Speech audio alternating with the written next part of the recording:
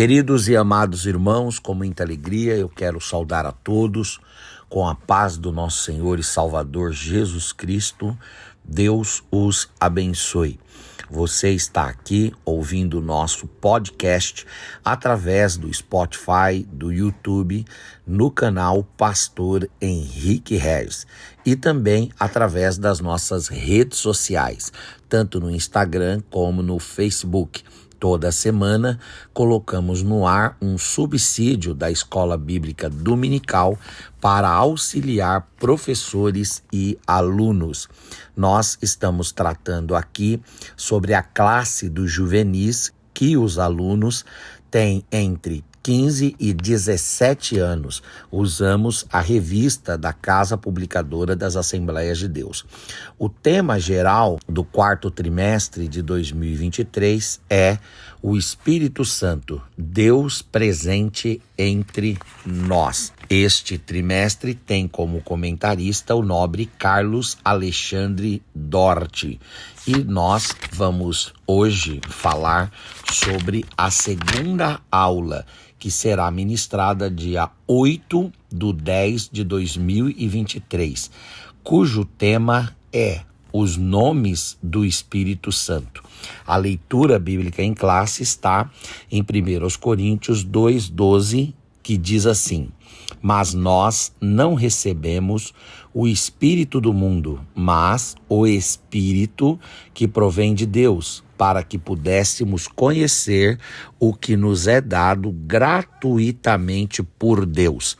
Nós também temos uma leitura bíblica em classe que está na carta de Paulo aos irmãos de Éfeso, aos Efésios, capítulo 4, do versículo 1 ao versículo de número 15, que diz assim: rogo-vos, pois, eu, o preso do Senhor, que andeis como é digno da vocação com que fostes chamados, com toda a humildade e mansidão, com longanimidade, suportando-vos uns aos outros em amor, procurando guardar a unidade do Espírito pelo vínculo da paz. Pois há um só corpo e um só Espírito, como também fostes chamados em uma só esperança da vossa vocação. Há um só Senhor, uma só fé, um só batismo, um só Deus e Pai de todos, o qual é sobre todos e por todos e em todos. Mas a graça foi dada a cada um de nós segundo a medida do dom de Cristo. Pelo que diz, subindo ao alto, levou cativo o cativeiro e deu dons aos homens. Ora, isto significa que ele subiu, senão que também antes tinha descido às partes mais baixas da terra. Aquele que desceu é também o mesmo que subiu acima de todos os céus, para cumprir todas as coisas. E ele mesmo deu uns para apóstolos, outros para profetas, e outros para evangelistas, outros para pastores e doutores, querendo o aperfeiçoamento dos santos, para a obra do ministério, para a edificação do corpo de Cristo, até que todos cheguemos à unidade da fé e ao conhecimento do Filho de Deus, à estatura de varão perfeito, à medida da estatura completa de Cristo, para que não sejamos mais meninos inconstantes, levados em roda por todo vento de doutrina, pelo engano dos homens que, com astúcia, enganam fraudulosamente. Antes, seguindo a verdade em amor, cresçamos em tudo naquele que é a cabeça, o Senhor Jesus Cristo. Esta lição tem objetivos e o primeiro objetivo é explicar a importância dos nomes para a cultura bíblica. Segundo, apresentar os nomes bíblicos do Espírito Santo. E terceiro, destacar que a diversidade dos nomes revela a diversidade da obra do Espírito Santo. Bom, à guisa de introdução, nós devemos dizer que conhecer o nome de uma pessoa é muito importante para iniciar o relacionamento pessoal com ela. Porém, apenas conhecer o nome não garante que os relacionamentos aconteçam, pois existem muitas pessoas que conhecemos de nome, mas não temos nenhum relacionamento com elas. Hoje vamos estudar sobre os nomes do Espírito Santo e é importante ressaltar que a análise bíblico-teológica sobre os nomes do Espírito Santo não pode suprimir a necessidade perene ou constante de buscar um relacionamento íntimo com ele. O Espírito Santo, como nós já dissemos na última aula, ele é estudado através de uma doutrina chamada de pneumatologia. Por quê? O que significa a expressão pneuma? Pneuma é uma expressão grega que significa ar, vento, hálito, sopro, espírito. Logia quer dizer estudo, então pneumatologia é o estudo do espírito. No caso, o estudo do Espírito de Deus, ou no caso, o estudo do Espírito Santo de Deus. Outra palavra que nós usamos para o estudo do Espírito é a palavra paracletologia. Por quê? No grego, há uma expressão que é usada para o Espírito Santo, que é a expressão paráclito ou paracleto, né? E esta palavra paráclito ou paracleto quer dizer o quê? Advogado, representante, intercessor, defensor. O Espírito Santo é aquele que é o nosso advogado, o nosso intercessor, o nosso defensor, ou, como um termo mais comumente usado, o Espírito Santo é o nosso consolador. Aqui quer dizer o estudo do Espírito Santo na função de consolador, de intercessor, de defensor e de advogado nosso junto a Deus. E há uma terceira expressão, quando falamos do estudo do Espírito Santo, que é a expressão pneumarragiologia. Por quê? Pneuma é espírito. Hagios é a expressão grega para santo. E logia é estudo. Então, estudo do Espírito Santo. Tá bom? Que é o que a gente está fazendo nesse quarto trimestre. Eu lembro também que a palavra para espírito em hebraico não é a palavra pneuma, e nem a palavra paráclito, e nem a palavra rágio. Para o hebraico, no Antigo Testamento, a palavra para espírito é a palavra ruach, tá? Escreve-se ruach ou ruach e se pronuncia ruach. E ruach quer dizer o fôlego, quer dizer o sopro, quer dizer o vento, quer dizer o hálito, quer dizer o Espírito de Deus. Então nós aprendemos que a doutrina do Espírito Santo, a pneumatologia, a paracletologia ou a pneumarragiologia, ela se debruça sobre duas características primazes do Espírito Santo. Primeiro, que ele é Deus, e segundo, que é uma pessoa. E é claro, em terceiro lugar, também que o Espírito Santo, ele trabalha, ele se move, ele age, ele tem atividades, né? Como qualquer pessoa que não vive na inércia, o Espírito Santo também, ele tem atividades. E como pessoa, o Espírito Santo possui nomes, e estes nomes revelam características a respeito do seu ser, características da sua personalidade, características do seu caráter e características da sua obra. Hoje em dia, no mundo ocidental do século XXI, da era da pós-modernidade, nós estamos vivendo um tempo em que nós não refletimos muito sobre a questão dos nomes, mas na cultura bíblica o nome está ligado com a personalidade, com o caráter, está ligado também com a forma do nascimento da pessoa e com o sentimento que ela gera nas outras pessoas. Então o nome tem a ver com o sujeito no Antigo Testamento, no Novo Testamento também, sobretudo aqueles nomes que Deus deu, como por exemplo o nome de João Batista, como por exemplo o nome de Jesus, né? Agora, no Antigo Testamento, essa doutrina ela é mais trabalhada, que os nomes têm a ver com o sujeito. Assim, quando a Bíblia, tanto do Gênesis até o Apocalipse, tanto do Antigo quanto do Novo Testamento, quando a Bíblia toda nos apresenta o nome ou os nomes do Espírito Santo, o que a Bíblia quer dizer o que ela quer, na verdade, o que os autores querem, o que o Espírito Santo de Deus quer, o que os homens inspirados querem é nos apresentar características, tanto da personalidade quanto do caráter do Espírito Santo. Tá bom? Então nós já fizemos a introdução, já falamos sobre o tópico 1, que se chama o nome na cultura bíblica, e agora vamos para os nomes bíblicos do Espírito Santo. Os diversos nomes dados ao Espírito Santo falam da ligação com o Pai, com o Filho e também esclarecendo sua divindade, bem como a obra que o Espírito Santo realiza no mundo, na vida dos servos de Jesus Cristo. Então, quais são os nomes que o Espírito de Deus ou o Espírito Santo recebe na Bíblia? Primeiro nome está lá no Gênesis capítulo 1, versículo de número 2, que é Espírito de Deus, quando fala lá em Gênesis 1, 2, e o Espírito de Deus pairava sobre a face do abismo. O Espírito Santo é muitas vezes chamado de Espírito de Deus. Por quê? Ele é eterno como o Pai é eterno, ele é onisciente, ele é onipotente, ele é onipresente.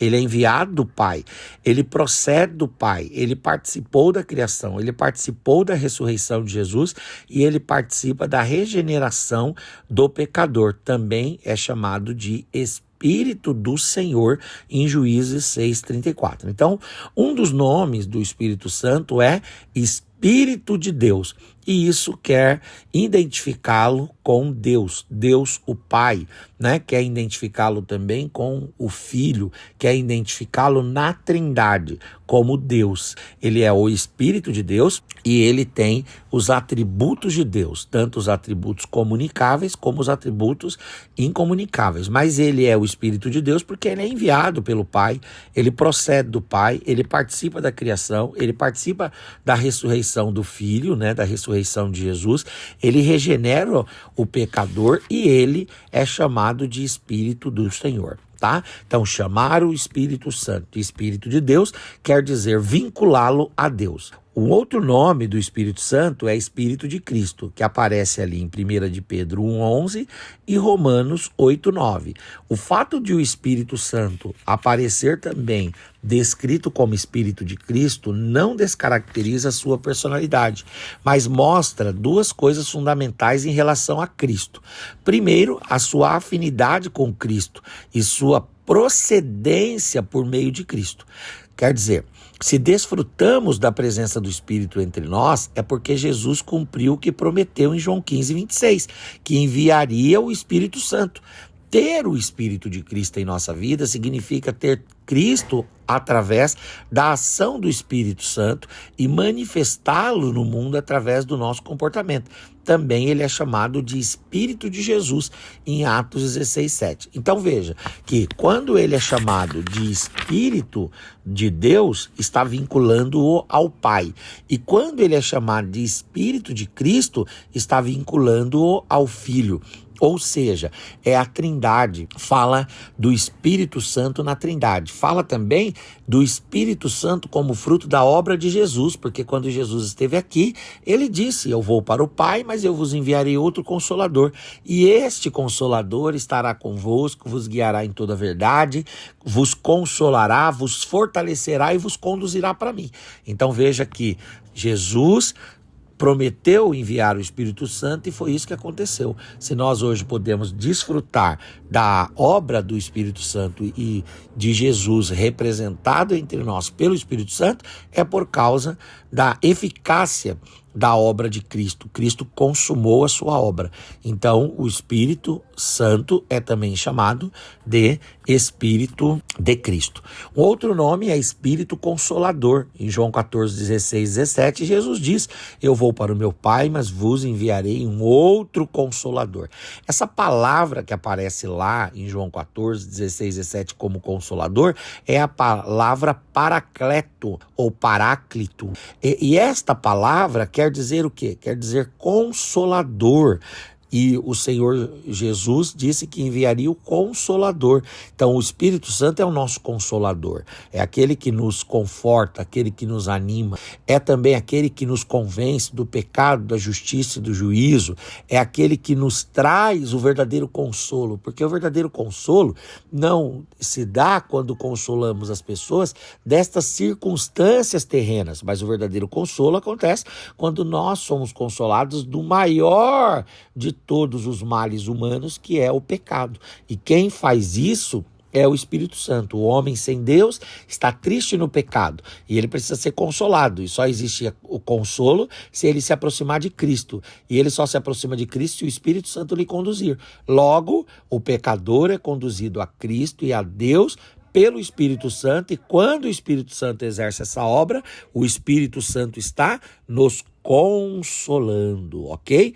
O Espírito é consolador, ele é o paráclito. Mas a palavra paráclito, paracleto, né, também tem a ver com a palavra advocatus em latim, porque o Espírito Santo é um intercessor que intercede em nosso lugar, que clama em nosso lugar, que chama a Deus a atenção em nosso favor. Então nós temos um advogado junto ao trono de Deus. É interessante que no livro de Jó, capítulo 16, Jó reclama achando que ele não tem nenhuma testemunha diante de Deus. E a igreja, ela tem a certeza de qual é a testemunha, de qual é o intercessor que intercede por ela, que é o Espírito Santo de Deus, o nosso Consolador, o nosso Paráclito. Se você está chorando ou triste por alguma coisa, lembre-se que o Espírito Santo é o Consolador, mas sobretudo o Consolador da maior de todas as tristezas, que é a tristeza oriunda do pecado. Ele é que nos leva a Deus, ele que nos leva a Cristo, e quando vamos a Deus e quando somos conduzidos a Deus, somos consolados pelo Espírito de Deus.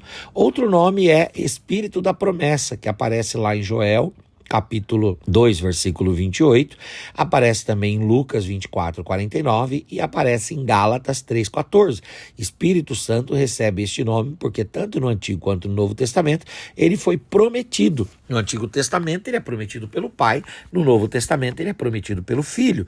O Pai usou os profetas, o Filho falou ele mesmo e usou também os apóstolos, até que no dia de Pentecostes a promessa se cumpriu. E a partir do dia de Pentecostes, o Espírito da promessa está sobre nós. Aquilo que Deus prometeu no Espírito Santo, através do Espírito Santo em nós, Deus cumpriu. Por isso ele é chamado de Espírito da promessa. Ele é chamado também de Espírito da graça, conforme Zacarias 12:10, Hebreus 10:29. Vivemos na era da graça, na dispensação da graça, também conhecido como dispensação da igreja, dispensação do Espírito Santo. Ninguém pode ter a graça sem o Espírito, ninguém pode ter o Espírito senão pela graça. O profeta Zacarias falou de um tempo quando o Espírito de graça seria derramado sobre os habitantes de Jerusalém.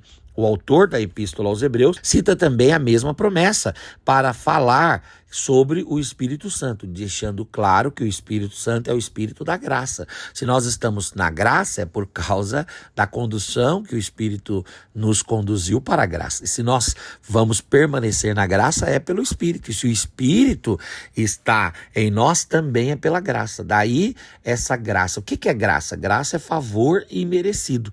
Nós não merecemos o favor de Deus, mas todos os dias somos agraciados por esse favor. Nós estamos vivos, nós comemos, nós bebemos, nós nos movemos, nós nos vestimos, nós trabalhamos na igreja, nós produzimos para a nossa família por causa da graça de Deus, por causa da misericórdia de Deus, por causa da bondade de Deus, tá bom? Outro nome do Espírito Santo aparece ali em Romanos 1:4, é Espírito de santificação. O Espírito, ele é santo, cabe a ele o trabalho de operar em nós a santificação. É uma condição indispensável para vermos a Deus. Em hebraico, o Espírito Santo é chamado de Ruach Kadosh, porque Kadosh em hebraico é santo, santificado, consagrado, separado.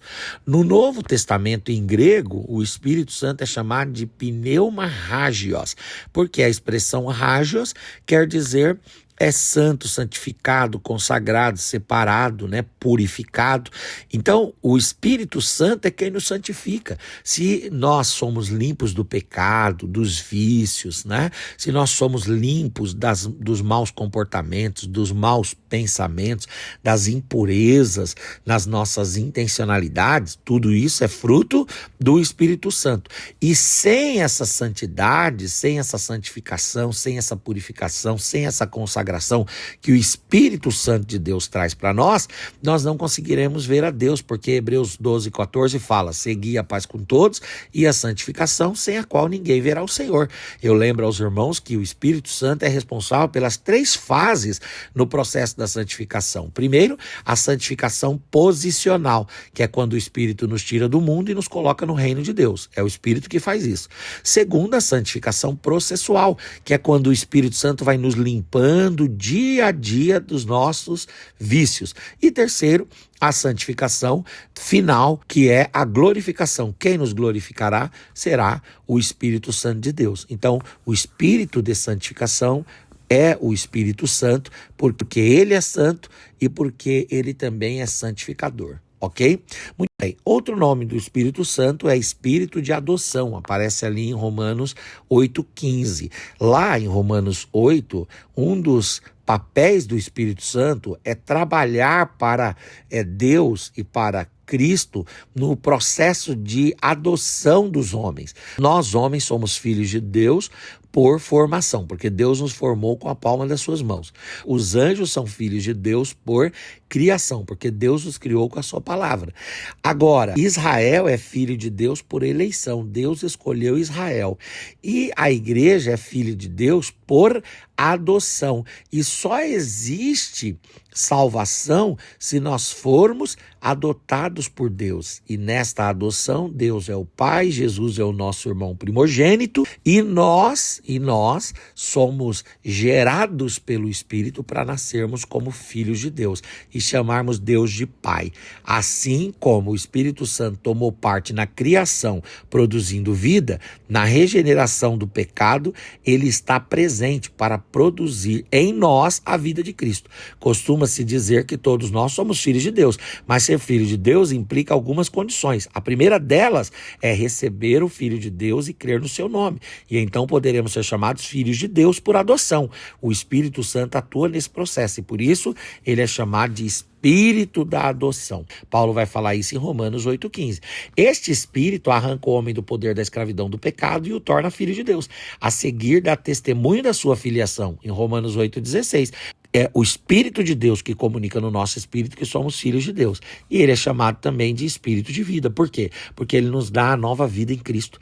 Né? As coisas velhas são passadas, eis que tudo se faz novo. Amém? Se você é crente, se você é batizado em água, se você toma a ceia regularmente, se você é um crente funcional, está recebendo, né, as bênçãos de Deus dentro da igreja e sendo formado por Deus, você é filho de Deus. E o que comprova que você é filho de Deus é o Espírito Santo, o Espírito da adoção no seu coração, que testifica dentro do seu espírito que você é filho de Deus. Tá?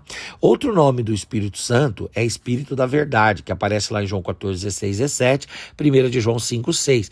Ele expressa a verdade declarada por Cristo, porque Cristo disse: eu sou o caminho, a verdade e a vida, né? E ninguém vem ao Pai senão por mim. Então, a gente só consegue conhecer essa verdade de Cristo através do Espírito Santo. A igreja de Jesus é chamada a coluna e firmeza da verdade. Quem sustenta a igreja na verdade, na coluna e na firmeza da verdade, é exatamente o Espírito Santo. Seu alicerce é o Senhor Jesus, o seu construtor é o Espírito Santo. Quer dizer, o Senhor Jesus é a verdade, o Espírito Santo é o Espírito da verdade, e a igreja é a comunidade do povo que foi ganho pela verdade, que está sendo guiado, esse povo está sendo guiado na verdade. E ele é chamado também de Espírito da Glória, o Espírito da Glória, 1 Pedro 4:14.